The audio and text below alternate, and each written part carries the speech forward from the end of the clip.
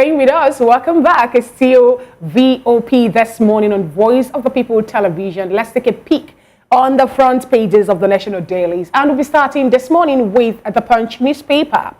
And here, the Punch newspaper, the banner headline here reads, OPS blames insecurity as food inflation hits 40.8%. The writers there are NBS links inflation to rising price of millet, gari, yam, fish, groundnut oil, others. Nasima, LCCI, others lament insecurity, seek rural infrastructure investments. And above the nameplate, that's window headlines there, we have the headline that reads $1.8 billion fuel stolen from refineries in 9 years. And that is according to NETIT. Excitement as UAE lifts visa ban on Nigerians. That is on page 12 of the Punch newspaper. Never knew I would live to be 90. Wale Soyinka, he's 90 years old. Wow, congratulations to him. And just beside the nameplate, we have the headline there that reads, Court OK's Kano Emirate law repeal, sacks Bayero. Others. That's on page 14 of the Punch newspaper. And we have a pictorial, and this pictorial is about Trump, a emerging Republican candidate, picks 39-year-old as running mate.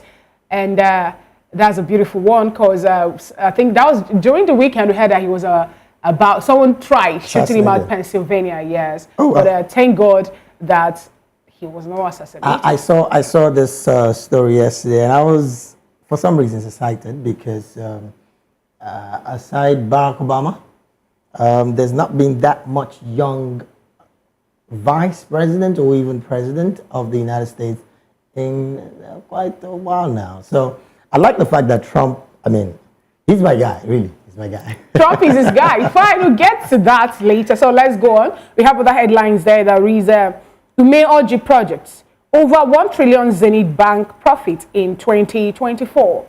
Cholera cases rise to 2,809 in 33 states, 148 local governments. That is on page 16 of the Punch newspaper. It's quite disturbing, really.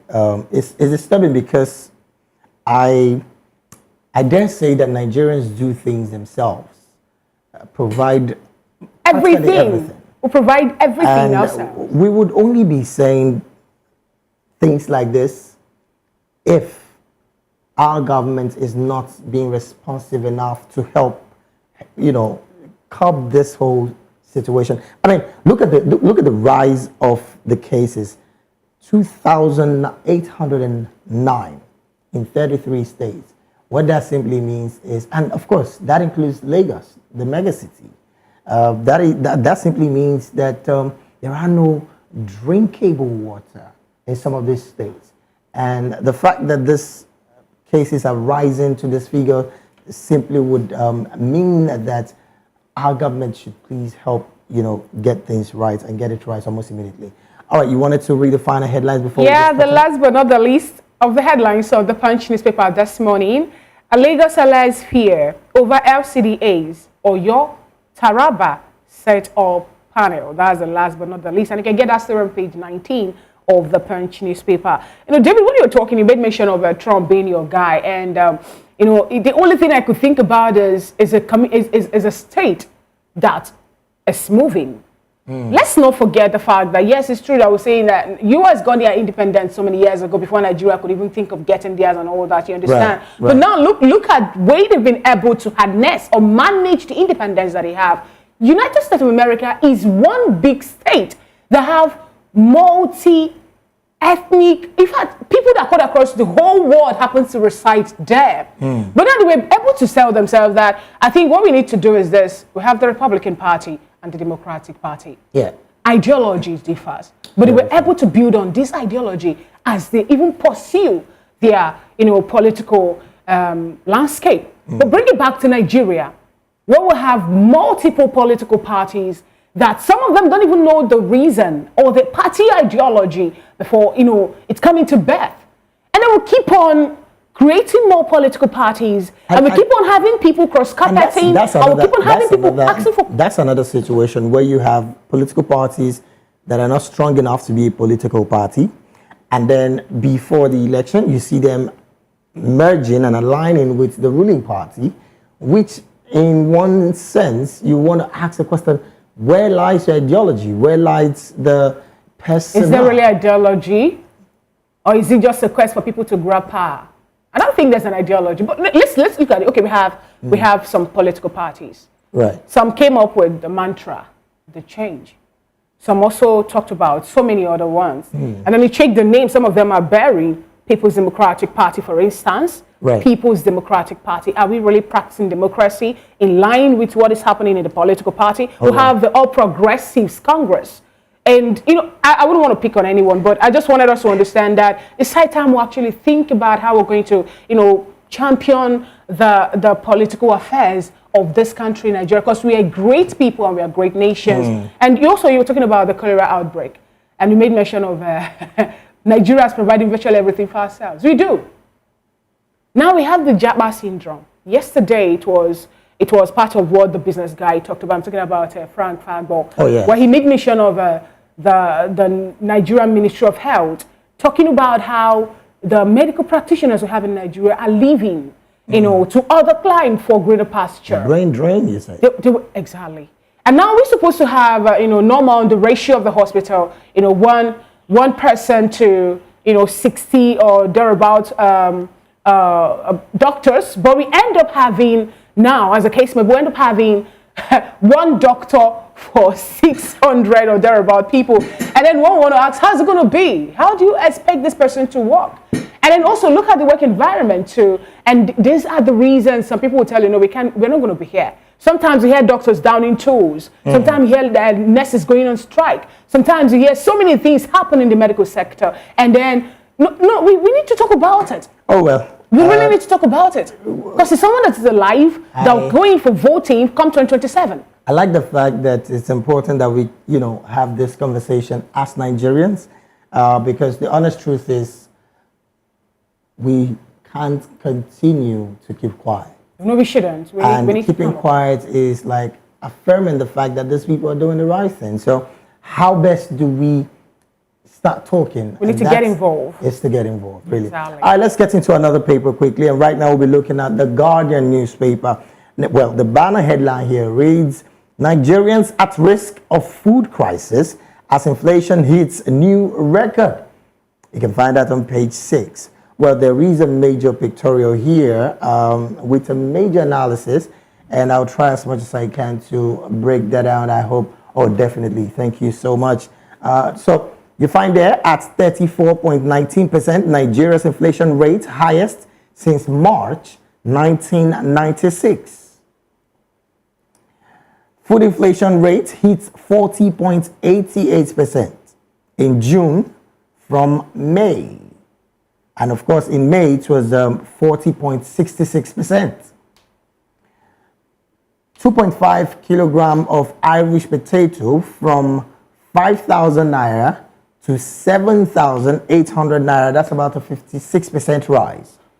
Abuja yam by 5 pieces was 10,000 naira before, and right now it's about 22,000 naira for 5 pieces, and that's about 120% increase. We're talking the food inflation rate right now. And of course, this analysis is from June to May. All right, another increase here is, yes, interest rate 26%, 1 kilogram of brown beans from 976 naira to 2,500 naira for a 1 kilogram of brown beans. That's about 156% increase. Bunch of bananas from 2,800 to 4,500 naira, and that's about 61% increase. Another product, and that's pictorial, yes. Basket of spinach, 1,500 naira to 2,200 naira, and that's a 47% increase. Well, these are what you can find right there, the major picture there on the front page of the Guardian newspaper. By the side of that picture, there is another headline that reads, Senate enacts new law to liquidate 30 trillion naira ways and means. What would the new law be like? The past administration, how much are they owing this? How much are they owing this great nation, Nigeria? I'm talking about the former president in the person of Buhari. He took a certain amount of money from Nigerians' coffers, the ways and means. Oh, well. So why is it that nobody is summoning anybody to ask questions, David? It's quite interesting, really, because the Nigerian Senate at this point are mum on that matter, and it's quite disturbing because when you keep quiet on these kind of matters, then the question would now be, we did elect you to not keep quiet. So now we have to forget about what happened in 2022, what happened in 2022, 2020, 2021 and all that, and then make another law for 2024. Interesting times. Interesting times. More headlines right there. Defense chief links illegal miners to influential people.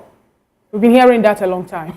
Someone told us that the cabal actually in the oil and gas industry is stronger than the cabal or the cartel we have in the drug business. And also in Nigeria also, some people say that the powers that be. Nigeria now we have cabals that dictate what happens. It's also interesting. We've seen that coming out here. It's also interesting to note that the Minister of Mine and Steel, I'm talking about Mr. Dele Alaki, also did mention something like this. Yeah, he did. Now. And of course, I don't know how he was able to navigate it to then bring the bars, the gold bars that he presented to the president, which of course is not a new thing when it comes to presenting gold bars, because during Buhari's administration, there was a presentation as well. But the question would be, would that reflect on our GDP as a nation? That and more is the questions we're supposed to be asking. Now my own question is, influential people that is where you're going to now. Illegally, don't they have names? Are they faceless? Our nation. Is it that when we call their names, the leg of the table manager will break? Because we need to find out who are those people actually mining the mineral resources we have in Nigeria. Some time ago, we're told that 80% of our oil is being stolen. Well, we're talking about what Obasanjo just said. Even Tony Elumelu made mention of 90% of it being stolen. And yet, we are yet to find out who are the people stealing the oil. And now we have these people saying, here on this particular headline now you just read, saying, defense chief links illegal miners to influential people here in Nigeria. Well, let's try to play a bit of, well, let me try to play a bit of the devil's advocate. Interestingly, the defense chief is coming out to say that he now knows the links of the illegal miners in the country. So we're hopefully going to be expecting some arrest pretty soon. We hope to see. Hopefully. All right. More headlines there. Again, Kyari gives early August promise on Port Harcourt refinery. Well, Abba Kyari has, made this statement time and time again. But let's not dwell on that. Yeah. Another big, headline here. Lawan disowns anti-Tinubu comments amid moves to sanction Ndume. Pro-Wike lawmakers block Fubara's access to funds. Tinubu may transmit minimum wage bill to National Assembly next week. It's long overdue. Well, this looks like a very beautiful story to read, and we hope that nothing changes this story. Other headlines, again, court bars Bayero, 4 others as monarchs. I like this story because, yes, it's hopefully going to bring some level of stability to the Emirates in Kano. I think it's going to end the tussle, the Emirate tussle in Kano State. Oh, yes, hopefully. Yeah. Hopefully. 16 political parties, more headlines, 16 political parties withdraw from LG polls in Osun State.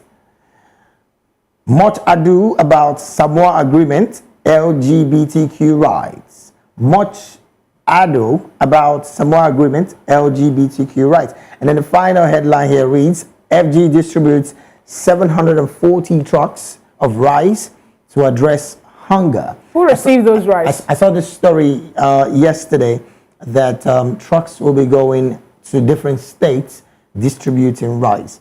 We're hoping that Nigerians get to enjoy this. My question will be, what data would this administration or what data would FG use now to know the number of people that needs this rice as regards the distribution process, and how are they going to ascertain that those rice got to those people that actually needs them? Let's be hopeful that the state government will trickle it down to the local government level. Remember, we have 60 trucks of fertilizers being given to senators and National Assembly and the House of Rep members. 2 for senators, 1 for National Assembly members. Well, that would definitely be for some level of constituency.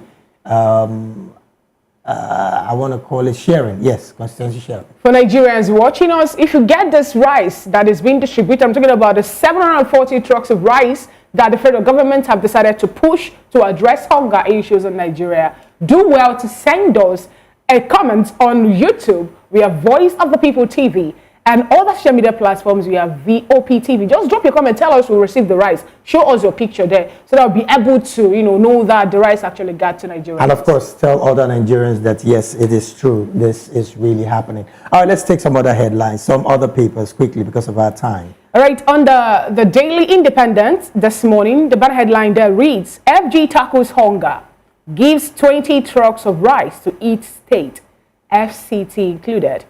Says, the writer there says, it has identified solution to food shortage, may reveal final resolution on minimum wage Thursday. And above the nameplate, the window headline there is, stop planned nationwide protest against Tinubu, APC warns. Court orders Bayero orders to stop parading themselves as emirs. And we have a pictorial there where we have the governor of Lagos State, Babajide Sanwo-Olu, is there with other dignitaries. And beside that pictorial on the left-hand side, we have UAE lifts ban on Nigerian passport holders.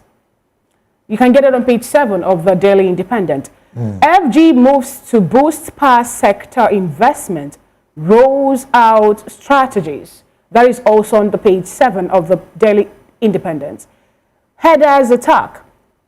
13 persons killed, 1 injured in 2 Benue communities. And on the other side of that pictorial, we have another headline that reads, worsen food crisis, push inflation to 34.19%. That is on page 6 of the Daily Independent newspaper. Nigeria loses $9 billion yearly to illegal mining activities, according to reps. $9 billion yearly to illegal mining activities, according to reps. Rivers crisis. Pro-Wike lawmakers claim shutdown of expenditure. You can get that on page 6 of the Daily Independent. And we have another headline that reads, Dangote says Koi's projected $30 billion revenue will boost Naira value. Okay, and the last but not the least, the strip headline that says Lagos, CIG Motors signed deal to roll out 5,000 new smart taxis. And that is what we have on that pictorial, where we have CIG, we have Babajide Sanwo-Olu, and we also have other people from CIG, okay, representing their team in that pictorial. 2 headlines here is what I'm going to react to. First is the UAE lifting ban on Nigerian passport holders. Yeah. As far as I can recall, UAE is a very small country. Maybe because of its economic influence, Nigerians want to always go there. And of course, not even talking about the bilateral ties between both nations. But my concern is this. If Nigeria was truly worked on by our leaders, both past and present, I don't think Nigerians will be running away the much we do run away. You did mention about Frank Fagbo, our businessman, business guy, talking about brain drain. If the economy was really helpful, if the economy was really deserving of that level of brain that the nation is pushing out, then we should not be having all this kind of discussion. I mean, when you talk about the economic value of UAE, United Arab Emirates, really? actually, what do they base their economy on? Oh, And remember that Nigeria knew we had oil before them. And they could actually use that oil to make sure that build their economy. Billions of dollars every year. Check it out. Someone is somewhere mining you and I, our mineral resources. And then we're losing $9 billion yearly on those illegal mining activities. You know, and then someone is saying that the people behind this are influential.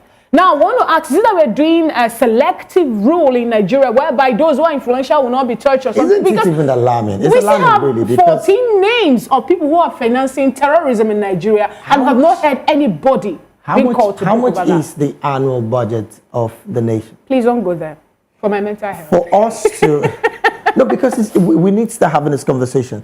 For Nigeria to lose $9 billion yearly to illegal mining, it simply means that there is some places that Nigeria can harness funds from that will help do a lot for Nigerians. Look, I keep saying this, Nigeria is too rich to be poor. We are very rich. We are way off too rich. I'm not even going to talk about the human resource that we have. Not to talk of the natural resource. I mean, at the thought of it, really, you want to ask yourself several questions. One of which, you know, strikes me so badly. 5 tubers of yam in Abuja is 22. David, I bought 1 tuber of yam for 7,500. I bought 1 tuber of yam for 7,500 here in Lagos. I bought one. We have arable lands. Oh. Okay, you're just going to my direction again. That have been taken over by God knows who they are. But here's the thing. Our call this morning is to leadership, particularly in Nigeria. And of course, fellow Nigerians as well, because, hey, we are a major influence to the people at the top. If we in our space can start saying and doing the right things, how do we do that? Best ask questions, best know who is around you. And of course, take our security at the topest level. I don't know about anybody. I saw a particular headline on Daily Trust this morning. It practically talked about bandits killing 4 and abducting 150 in Zamfara. I mean, it's quite disturbing. But then, this is where we have to draw the curtain on the newspaper review. Quite an interesting part. But we have to get to the conversation almost immediately. Well, we said it earlier, gunmen suspected to be armed herders killed over 12 people in separate attacks in Eguma, in Agatu, Benue communities. This and more we'll be talking about when we return after this quick break. Stay with us.